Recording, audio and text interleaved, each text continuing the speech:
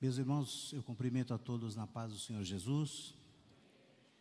Eu louvo a Deus por esta tão rica oportunidade que o Senhor nos concede de estarmos mais uma vez neste glorioso altar para falar a palavra de Deus.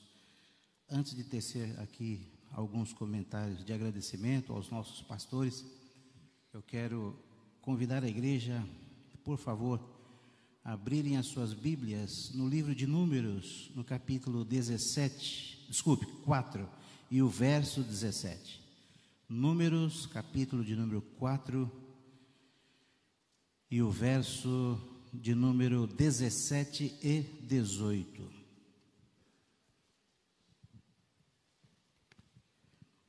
Enquanto o povo de Deus procura o texto bíblico, eu quero aqui agradecer com todo o meu coração ao nosso pastor, reverendo Osmar José da Silva, também ao primeiro e vice-presidente, pastor Osmar Goulart, por mais esta tão seleta, tão honrosa oportunidade.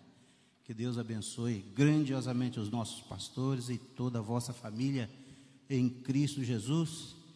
E eu quero aqui reiterar que sempre nas nossas orações temos apresentado pastor Osmar Goulart e todos os seus familiares e toda a igreja. Quem achou bem forte, diga um amém. Versículo 17 e versículo 18, a Bíblia diz assim: E falou o Senhor a Moisés e a Arão, dizendo: Não deixareis extirpar a tribo das gerações dos coatitas do meio dos levitas. Vamos acrescentar ainda o 19 e 20. Mas isto lhes fareis, para que vivam e não morram. Quando chegarem à santidade das santidades, Arão e seus filhos virão, e a cada um porão no seu ministério, no seu cargo. Porém, não entrarão a ver quando cobrirem o santuário, para que não morram. Amém? Deus abençoe a todo o povo de Deus. Podem se assentar, por favor.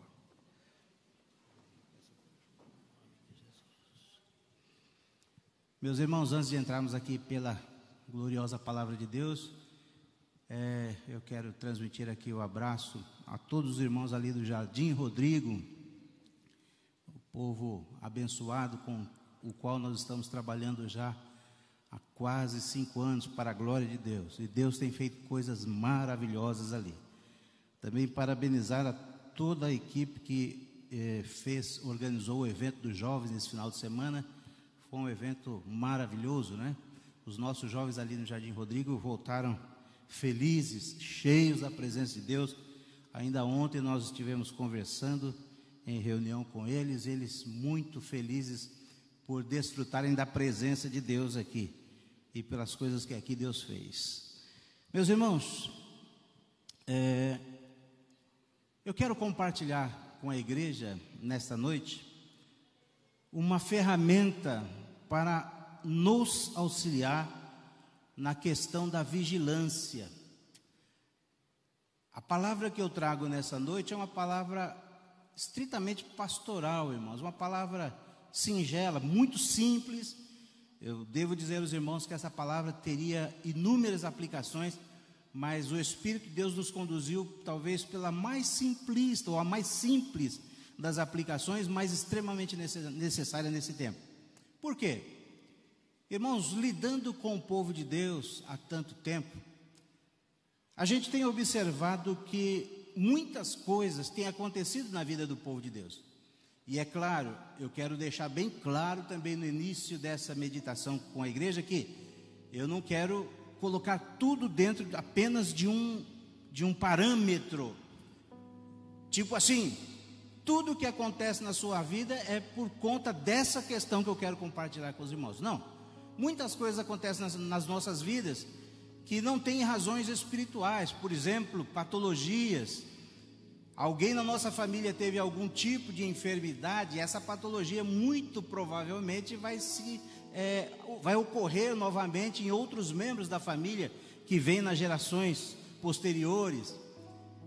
Problemas de dívida, problemas de desemprego, cada coisa tem a sua razão.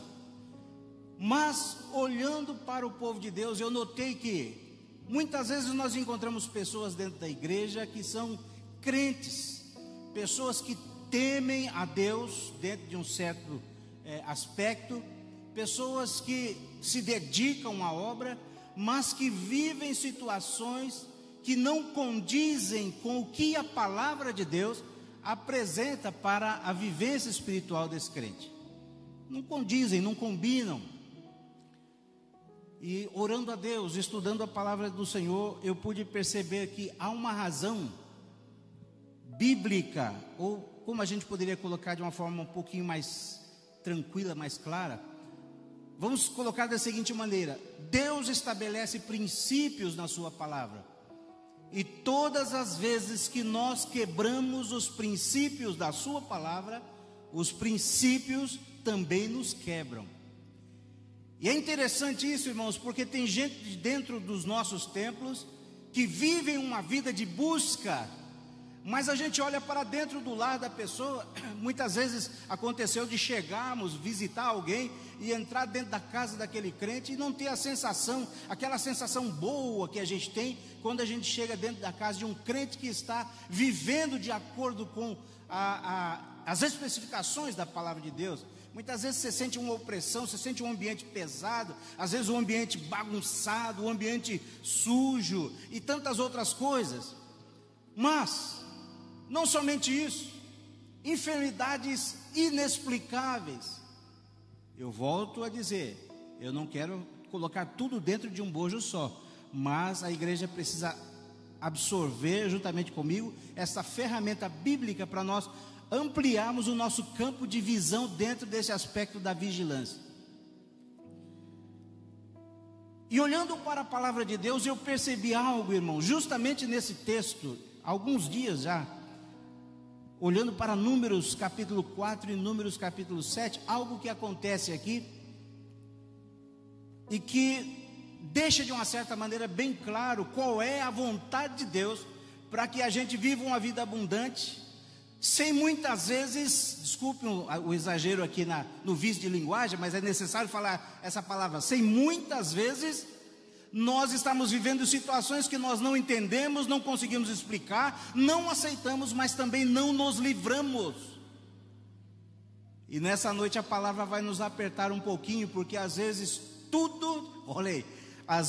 muitas vezes tudo que nós precisamos é tão somente abrir o nosso coração, os nossos lábios, para pedir perdão. Mas vamos lá, vamos passo a passo.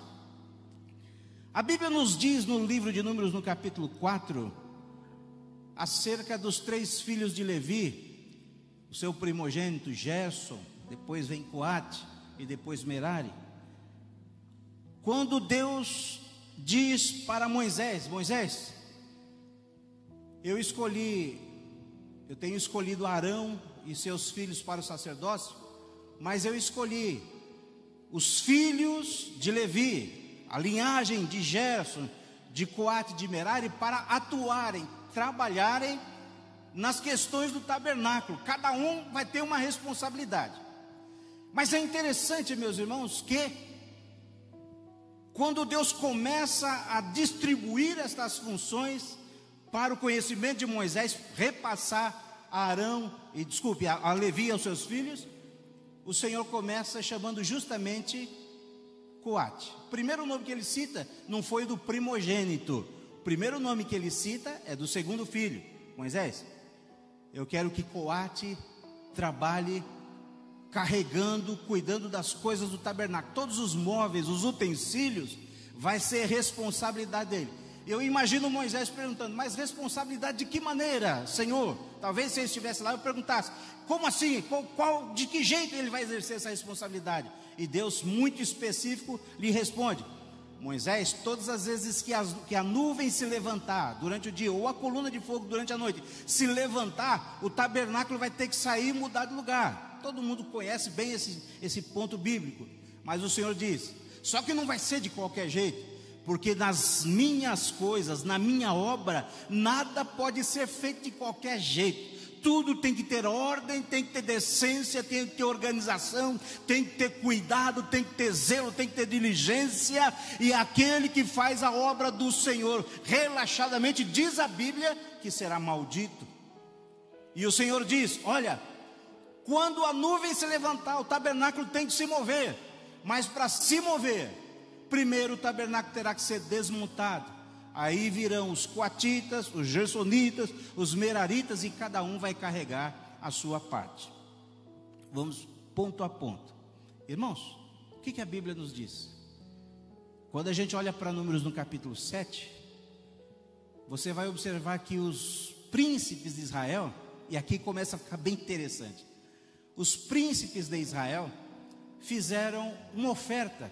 Os 12 príncipes das 12 tribos, a Bíblia diz que cada um ofertou um boi, e cada 2 príncipes ofertaram um carro coberto. Então haviam 6 carros e 12 bois. Aí Deus chama Moisés e fala: Moisés, chama aí, chama para cá os gersonitas, os coatitas, os meraritas, e você vai dividir esses bois e esses carros com esses meus filhos, para eles exercitarem seu ministério. Mas aí olha que coisa interessante. Se em Números capítulo 4 Deus chama primeiro Coate, em Números capítulo 7 Deus deixa Coate por último. Sabe o que eu quero dizer com isso?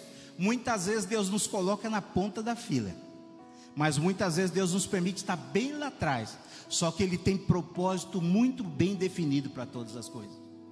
Não adianta, crente, a gente querer estar na ponta da fila o tempo todo, porque o controle é do Senhor. Deus sabe o que faz. Deus está no controle. Ele tem o modo e tem o tempo. Deixa Deus fazer do jeito dele. E um dos aspectos da confiança verdadeira, irmãos, é descansar no Senhor. Quando muitos momentos nós estamos lá atrás da fila, mas agora há pouco o Senhor me chamou primeiro e agora eu sou o último. Mas olha só o que vai acontecendo. Depois você lê lá, Números, capítulo de número 7. A Bíblia fala o seguinte: que o Senhor disse para Moisés: Moisés, quantos bois tem? 12. Quantos carros cobertos? 6. Muito bem. Então você vai pegar 2 carros e vai pegar, perdi a conta agora aqui, 4 bois, se eu não estou enganado. Isso é 2 carros, 4 bois. Tem que ser 2 para cada carro. E você vai passar para Gerson. Aí, irmãos, eu fico imaginando tanto o Coate quanto o Merari pensando o seguinte: bom, foram 2, ainda tem 4. Então vai ser 2 para um e 2 para mim. Opa, tem um carro coberto para mim com 2 bois. Vai ficar moleza exercitar o meu ministério. 2 carros, 4 bois foram para Gerson. Daí Deus ainda fala agora: Moisés, pega mais 4 carros. Olha só. Pega agora 4 carros e os demais bois e passa para Merari, que ele vai carregar a parte mais pesada, que são as tábuas e as colunas e as bases de prata. Aí, irmãos, eu fico imaginando Coate lá no canto da fila pensando: peraí, foi 2 para o meu irmão Gerson, 4 para o meu irmão Merari, e para mim sobrou o quê? Aí a Bíblia vai dizer o seguinte: mas para Coate nada deu. Pastor, o que isso tem de importante para a minha vida? Irmãos, eu não sei como você vai receber essa palavra. Para mim tem feito muita diferença através dos anos. Porque quantas coisas eu desejei, quantas coisas eu sonhei, quantas coisas almejei, quantas corri atrás, e para a maioria delas o Senhor me disse: não, eu não vou deixar você alcançar. Por quê? Porque se eu tivesse alcançado muitas das coisas que eu desejei, que eu almejei e pelas quais lutei, talvez hoje eu não estivesse nesse altar, tendo a honra de ministrar nesse altar que foi dado ao pastor Osmar José, para falar a você a palavra de Deus. Muitas vezes o Senhor disse: não, Marcos, isso eu não vou deixar você ter. Viagens, coisas materiais, aculturamento, academização, tantas coisas que eu gostaria de ter alcançado, e para várias delas o Senhor disse não. Por quê? Porque eu preciso que você sinta o peso nos teus ombros. Quantos estão entendendo? Digo amém. Glória a Jesus. Para Gerson, carros, 2. Para Merari, 4. Para Coate, nada. E o Senhor diz assim para Moisés: Moisés, eu não estou dando nada para eles, porque aquilo que eles têm que fazer, eles vão ter que fazer carregando sobre os ombros. Não vai ser fácil.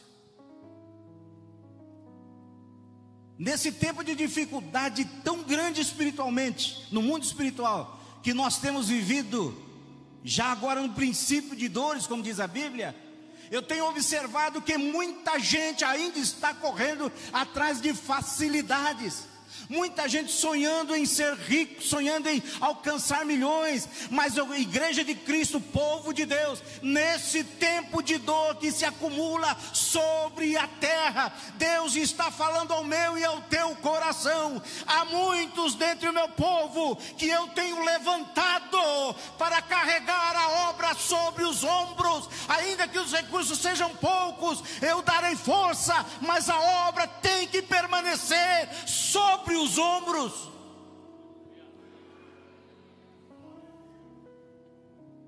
Machuca. A arca, irmãos, com o propiciatório é aquela tampa de ouro que havia por cima. A arca era feita de madeira de acácio, os irmãos sabem. O propiciatório com os 2 querubins, tudo de uma peça só de ouro, conforme os irmãos já sabem. Mas ela pesava aproximadamente, nem todos os estudiosos concordam com essas contas aqui, vamos dizer assim, né?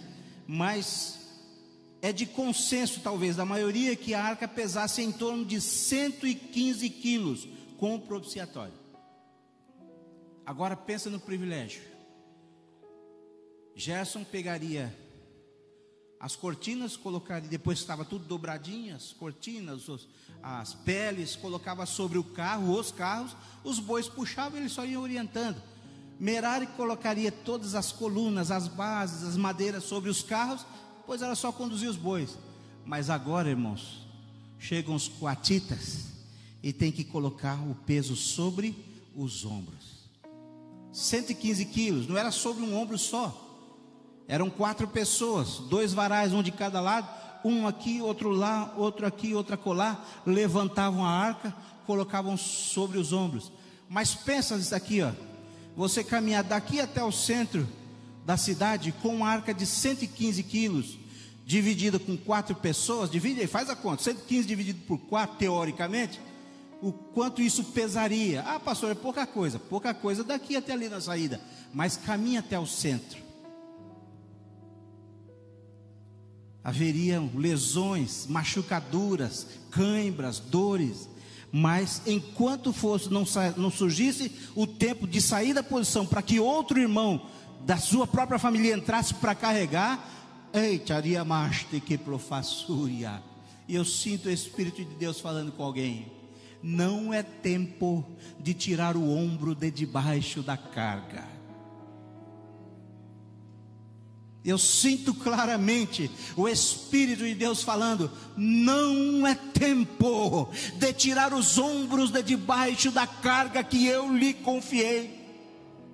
Difícil é, irmãos, claro que é. Quantas vezes eu e a minha querida esposa, a missionária Abigail, passamos por tanto sofrimento em todos esses anos que temos vivido na obra de Deus, que muitas vezes nós falamos: ô Senhor, nos ajuda, nos dá condição de comprar um sítiozinho lá no meio de não sei aonde, ir para lá e ficar quietinho. Mas o Senhor tem dito: não dou não vai ter sítio por enquanto. Não sei se um dia o Senhor nos dará. Eu creio que pelo sonho e a fé da Abigail ainda vai chegar. Mas por enquanto o Senhor tem dito: suporta o peso, carrega, continua carregando, continua suportando o peso. Quantos podem dizer glória a Deus? Aleluia. Mas irmãos, vamos para a frente. Bendito seja o nome do Senhor Jesus. Eu fico pensando na honra que aquilo seria, enquanto tudo demais do tabernáculo estava sendo carregado sobre carros, os coatitas tinham o privilégio de carregar bem pertinho de si toda a preciosidade. Mais ainda, irmãos, por exemplo, a Arca da Aliança, representando a própria presença de Deus, carregando sobre os ombros, bem pertinho aqui, ó, do lado da cabeça, um pedacinho dela, pastor Silas, encostado aqui, e o levita falando: olha que honra que o Senhor me deu. Está machucando, está pesado aqui, está me dando cãibra, está me dando dor na coluna, mas está bom demais carregar comigo a presença de Deus. Que coisa gloriosa. E antes que eu avance um pouco nessa meditação, deixa eu te falar, no nome do Senhor Jesus, irmãos, muito cuidado. Nós estamos enfrentando uma fúria do inferno absurda, totalmente atípica nesses últimos dias, e o adversário quer de tudo quanto é forma fazer com que nós desacreditemos na importância do que Deus colocou sobre os nossos ombros. O que você sabe fazer? Pastor, eu malemar toco um instrumento. Pega o teu instrumento e vai tocar. Pastor, eu sei cantar, às vezes dou umas desafinadas. Vai cantar, abre a tua garganta e canta em louvor ao Senhor. Pastor, eu sei escrever, escreva, enche essa internet em vez de bobagens, foto de alimento, foto de não sei o que, enche essa internet aí de coisas da palavra de Deus. Alguém em algum lugar vai ler e vai receber edificação. Pastor, eu sei cuidar de crianças. Então não fique se omitindo, vai fazer o seu trabalho. Pastor, eu sei administrar. Então não se omita. Chega para o pastor e fala: pastor, Deus não me deu graça para dirigir, para representar o ministério em nenhuma congregação, mas eu sou bom em administração, eu entendo, me ajude, me deixa ajudar. Você pode ter certeza, vai ter trabalho para você. O que você sabe fazer? Eu me lembro de Paulo dizendo a Timóteo: Timóteo, desperta o dom que existe em você. Ah, pastor, eu não tenho dom nenhum. Engano seu. Se você está aqui, ou se você está aí em casa, ouvindo esta palavra, pode ter certeza, não é porque é o Marcos que está falando, não, é porque o Espírito de Deus decidiu falar ao teu coração. Você tem algo nas tuas mãos, precisa fazer uso. Mas aí, vamos para a parte um pouquinho mais forte, quem sabe, ou poderia dizer até o termo mais apimentada desta palavra. Privilégios, honra, mas daí, irmãos, no capítulo 4, no versículo 15, que nós lemos 17, o Senhor diz assim, versículo 15: havendo, pois, 4:15 de Números, havendo, pois, Arão e seus filhos, ao partir do arraial, acabado de cobrir o santuário e todos os instrumentos do santuário, então os filhos de Coate virão para levá-lo. Ai, meu Deus. Mas aí, olha o que Deus fala. Eles vão ter bem pertinho, sobre os ombros. Mas no santuário não tocarão. Mas no santuário não tocarão, para que não morram. Este é o cargo dos filhos de Coate na tenda da congregação. E aí, por isso nós lemos o versículo 18: não deixareis estipar a tribo das gerações dos coatitas no meio dos levitas. Deus estava dizendo assim para Moisés: Moisés, eu dei para os coatitas uma honra, um privilégio muito grande, tanto que somente em relação a Coate, se você ler Números 4 e Números 7, vai surgir o termo hebraico melakar, que quer dizer profissão. Para todos os Gerson e Merari era serviço, era um trabalho, mas para Coate carregar os utensílios sobre os ombros seria um ofício, vamos dizer assim, uma profissão, algo do qual eles não poderiam abrir mão jamais. Mas o Senhor diz: no santuário eles não vão tocar, não podem, porque se tocarem, vão morrer. E quando eu lia esta palavra, irmãos, eu comecei a entender o porquê de certas coisas na vida de certos crentes. Eu reconheço que essa é uma palavra que não é tão fácil de se absorver, irmãos, de assimilar. Eu ministrei essa palavra bem poucas vezes durante o meu ministério, desde o momento que o Senhor me concedeu essa palavra. Muito poucas vezes. Mas em todas as vezes eu senti realmente, no mundo espiritual, uma resistência. Apesar de sentir gloriosamente a presença de Deus aqui, eu sinto que o mundo espiritual se agita. Por quê? O mundo espiritual não quer que você entenda esse princípio, que a obra de Deus está sobre os seus ombros, mas que muitas vezes algo que está acontecendo na sua casa, na sua vida, é só por causa de você. Em vez de segurar aqui, você está querendo fazer isso. Eu vou dar um exemplo para os irmãos.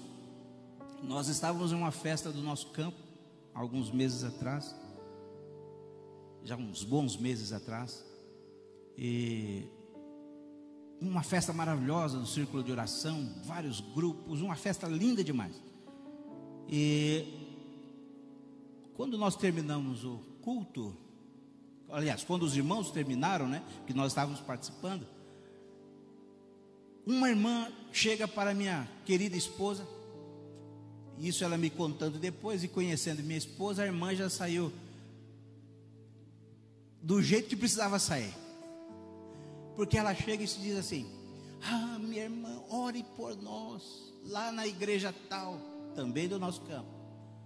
Aí a minha esposa perguntou a ela: sim, minha irmã, conte conosco nas orações, mas qual é o pedido de oração? Ah, nós estamos com um pastor lá que é uma coisa terrível, está destruindo a igreja, está fazendo e acontecendo. Ah, é? Irmã, em nome de... Minha esposa fez lá um discurso para ela bem espiritual e falou: esse caminho que você está tomando é o caminho da perdição. Eu estou contando esse exemplo, irmãos, porque muitas vezes acontece isso. Por isso que eu disse, a palavra é um pouquinho ardida até, mas eu preciso compartilhar isso com você. Quantas vezes nós estamos com a obra de Deus sobre os nossos ombros e o Senhor falando assim, ó: sustenta, cuida, ajuda, ampara, soma. Mas muitas vezes você tira a mão do varal e você quer colocar a mão na arca, tocar.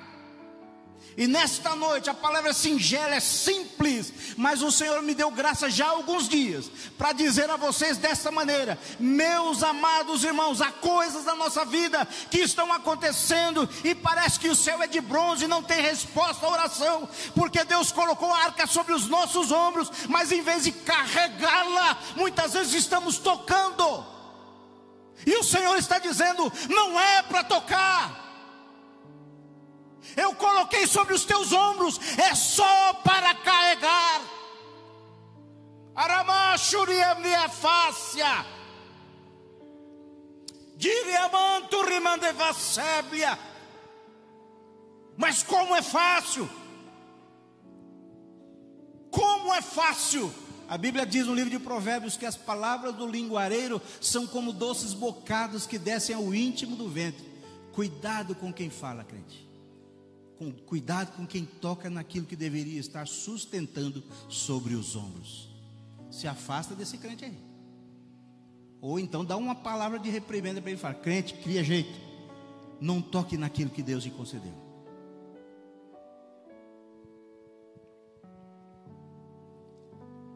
Aleluia. Mas no santuário não tocarão, para que não morra. Deixa eu falar para vocês, estamos quase já. Havia duas coisas que seriam um grande problema para os coatitas, irmãos. Primeiro, curiosidade. Nós vamos comentar alguma coisa. Segunda coisa, falso senso de direito. Segura aí. Primeiro, curiosidade. Por que curiosidade? A Bíblia diz aqui também, dentro dessas referências, que o Senhor orientou Moisés dizendo que os levitas não poderiam entrar para ver os objetos. Primeiro, Arão e os seus filhos cobririam tudo, depois eles levantariam. Eles não poderiam entrar nem mesmo para ver. Então, irmãos, imagina, você está carregando a arca da aliança sobre, um exemplo, né? Eram todos os utensílios, mas vamos citar aqui especificamente a arca. A arca sobre os ombros, você está aqui com ela aqui do teu lado, sobre o teu ombro, e você não poder ver. Que vontade de ver! Eita, meu Jesus! Quantas vezes a curiosidade, o desejo de saber aquilo que não é para saber, tem estragado a vida de gente. Na obra de Deus as coisas não funcionam como a gente quer, irmãos. Na obra de Deus nós temos alguém que dirige tudo, é o Pai, e usa os seus ungidos. Ah, pastor, mas eu também sou ungido de Deus. Sim, é ungido e ungida, mas para carregar e ficar em silêncio. Mas a curiosidade, quanto será que o pastor Fábio, que é meu irmão, me permita usar aqui, pastor Fábio, o seu nome. Quanto será que o pastor Fábio arrecada lá na sua congregação? Te interessa não, crente?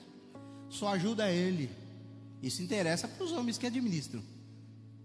Eu estou usando um exemplo aqui bem esdrúxulo, irmãos, mas eu quero tocar em coisas que afetam a nossa vida, porque nós queremos saber daquilo que não é para saber. E o Senhor está dizendo o seguinte: para com isso, não quero olhar, é só para carregar. Aí entra o falso senso de direito. O que é falso senso de direito? Mas eu suponho, aqui meu ombro como é que está? Está tudo calejado. Então é meu direito, eu tenho direito sim. Eu tenho direito de ver, eu tenho direito de tocar. Ai, gereblia fáscia. Eu tenho direito. E o Senhor está dizendo: não.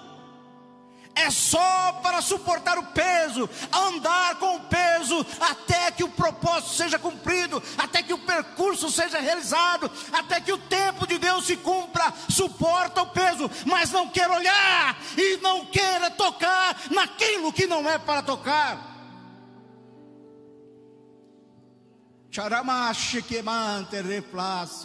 Pastor, você pode provar isso? Posso. Segundo Samuel, capítulo de número 6. Toda a igreja conhece a história. E aqui eu já caminho para o final. Davi, um dia, começa a sentir um mover no seu coração. E eu fico pensando que todas as vezes que o Espírito de Deus mexe conosco, a Bíblia diz no livro de Provérbios que os caminhos do homem são dirigidos pelo Senhor. Como, pois, ele entenderá o seu caminho? Às vezes o crente sente coisas que não dá para entender, irmãos. Aí ele tem que entender que quando ele não entende é porque Deus está querendo falar alguma coisa. E Davi, eu fico imaginando Davi de um lado para o outro lá no seu palácio, e aquela agonia. Meu Deus do céu, o que está faltando? Está tudo bem, o reino está bem, o exército está bem, a família está razoavelmente bem. O que está faltando? A arca da aliança, ela não está aqui. A arca da aliança, lá no tempo de Samuel, foi levada pelos filisteus, está lá na casa de Abinadab. Não, temos que buscar. Irmãos, entra no coração do rei o propósito: eu vou trazer a arca que representa a presença de Deus, ou que trazia a presença de Deus, né? Juntamente da casa do rei, ou seja, na cidade do rei. Se eu estou aqui, a presença de Deus tem que estar aqui, tem que estar comigo aqui. Eu tenho que estar perto da presença. E ele vai. A Bíblia diz que ele junta 30 mil escolhidos, se eu não estou errando o número aqui. Os irmãos me perdoem se me falhar na memória. E descem até onde a arca está. E a Bíblia nos diz que eles, na singeleza do coração de Davi, colocam uma arca sobre um carro novo. Bois, carro novo, madeira nova. E eles estavam indo todos felizes, carregando. E quando a arca chega na eira de Nacon, a Bíblia diz que os bois tropeçavam. E quando os bois tropeçavam, tinha 2 filhos de Abinadab que estavam ali, ajudando a cuidar. Eles passaram, a Bíblia fala 20 anos, mas eu aprendi com um pastor esses dias atrás, eu achei maravilhoso, que na verdade a arca ficou quase 70 anos lá, né? Que saiu no tempo de Samuel, passou pelo reinado de Saul todinho. E daí depois agora vem Davi. Aí ao todo realmente foram quase 70 anos. Mas isso é curiosidade. E os 2 garotos estavam lá, Pérez e Uzá, se eu não estou enganado, né? Me ajudem aí, que a memória está alcançando aqui a terceira idade, meus irmãos. Está ficando bravo o negócio. Escute só. Quando chega na eira de Nacon, os bois tropeçam, a arca pende, e a Bíblia diz que Uzá estende a sua mão. Eu conheço a história, pastor, claro que você conhece, você lê Bíblia, mas me permita contar aqui rapidamente. Ele estende a sua mão para segurar a arca. Agora, queridos pastores, a grande verdade é que a arca não caiu. Ele estendeu a mão e a arca não caiu. A arca não caiu. Mas a Bíblia nos diz que no mesmo instante Deus se irou de tal maneira que soltou fogo lá da glória, e a Bíblia nos diz que abriu rotura, um buraco, e Uzá caiu imediatamente morto. Mas aí alguém pode falar: mas pastor, de quem foi o erro? Cuidado, hein, crente, cuidado com esse negócio de quem foi o erro. Aí entra a curiosidade. Ah, pastor, alguém errou, eu quero saber quem errou. Não é teu interesse não, crente. Sabe por quê? Crente, eu não estou sendo demagogo, eu estou falando a palavra. Aqui a arca é administrada por Deus. Sabe o que Deus estava falando quando matou Uzá? A arca ia cair, é responsabilidade minha. Eu falei que era para ser levada sobre os ombros pelos coatitas, já está sendo levada errado. Quando Uzá estende a mão, a Bíblia diz que a ira de Deus se acende contra ele. A arca não caiu, mas Uzá morreu. Não toque. Ah, meu Deus, irmãos, vocês não fazem ideia do tanto que essa palavra pesa no meu coração. Porque eu conheço tanta gente, irmãos, espalhado por essas igrejas do mundo afora. Gente que eu conheci, gente que inclusive já morreu, já foi para a eternidade, e que passaram a vida tocando naquilo que não era para tocar. Ah, não, é meu direito de fazer. E o Senhor está dizendo: não é. É só para carregar sobre os ombros. A arca é minha responsabilidade, eu cuido. Ah, Jesus, eu já vou parar, queridos irmãos, mas eu preciso reforçar essa palavra. Eu preciso, irmãos, essa palavra queimava no meu coração por esses dias, o Senhor dizendo, e o Senhor falou de uma maneira muito clara: a oportunidade te será dada, e quando te for dada a oportunidade, diga aos meus filhos que muita coisa tem acontecido na vida de alguns, porque estão estendendo as mãos naquilo que é somente para deixar sobre os ombros. Ai, meu Deus, tem coisas que eu gostaria de falar e nem posso, irmãos, por conta da vigilância. Mas pastor, como é que eu toco? Irmãos, a gente não vai tocar. Tem gente que toca com a mão mesmo, né? Tem gente que quer dar pancada, quer sair na capoeira, no Kung Fu, né? O sangue de Jesus nos cubra. Tem gente que quer sair no facão, na faca. Coisa absurda de falar, irmãos, mas a gente sabe que é verdade. Eu já ouvi coisas no exercício do ministério, meu Deus, que tem coisas que eu ouvi, irmãos, que eu falei: Jesus amado, será que eu estou na igreja mesmo?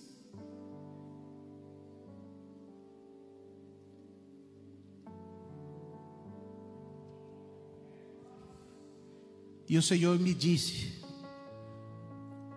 através da palavra, eu ouvi no meu coração, vou mudar essa expressão que fica mais segura, eu ouvi no meu coração, e eu penso ter sido o Espírito de Deus dizendo o seguinte: tem coisas que precisam ser consertadas.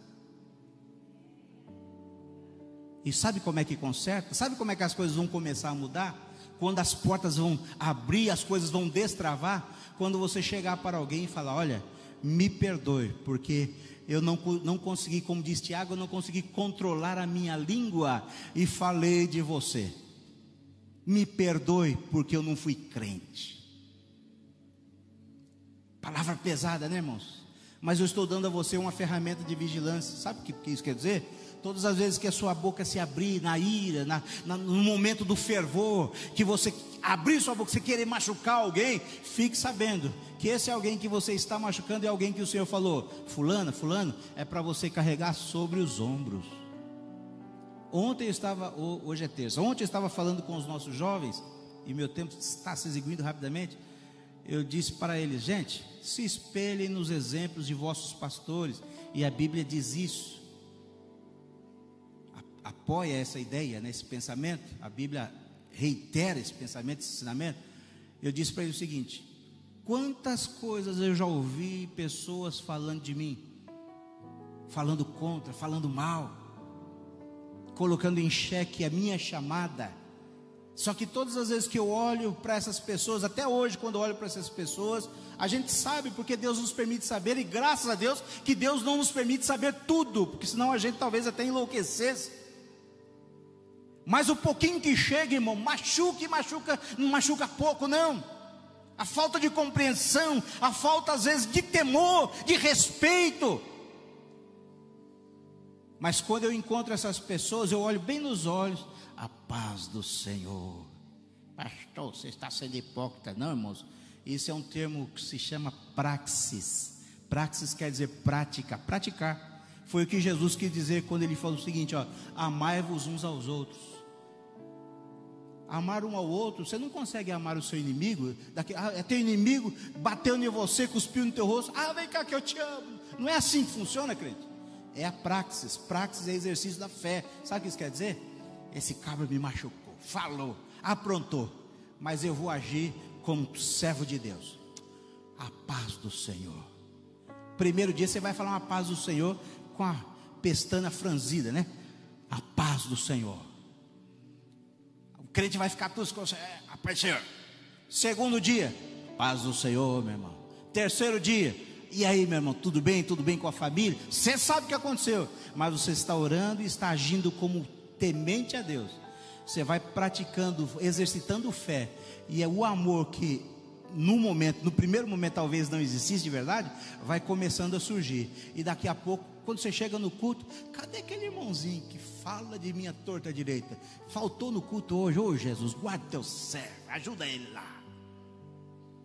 Pastor, você está vivendo uma utopia. Não, irmãos, eu estou vivendo, ou estou tentando viver a palavra. É isso que a palavra nos ensina.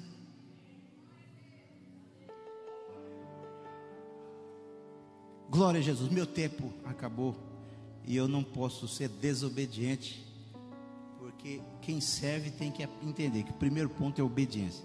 Tem mais algumas coisas que eu precisava falar, mas que eu marquei para falar, mas não houve aqui a necessidade ou tempo. Eu quero agradecer a Deus. Pastor, eu posso orar? Convido a igreja, com a permissão dos nossos pastores, a se colocarem sobre os pés. Perdoe e seja perdoado, crente. O orgulho pode te impedir de receber muita coisa de Deus, e olha lá se não vai te fazer perder a salvação. Não faça isso não. Perdoe e seja perdoado, em nome do Senhor Jesus. Cuidado com esse negócio de dar tapa no rosto de alguém. Isso não é para crente não. Cuidado com esse negócio de perseguir, de tentar diminuir alguém. Não toque na arca. Põe sobre os ombros. Esse crente é pesado, que é uma beleza, mas está aqui, ó. Eu vou com ele até chegar no final do percurso. E o final do percurso não é algum lugar no deserto. O final do percurso é a Nova Jerusalém. Quantos querem chegar lá? Digam amém. Meus irmãos, eu quero perguntar e pergunto. A mensagem de hoje não é propícia ou específica, né, para o mistério da salvação. É uma mensagem mais para a igreja.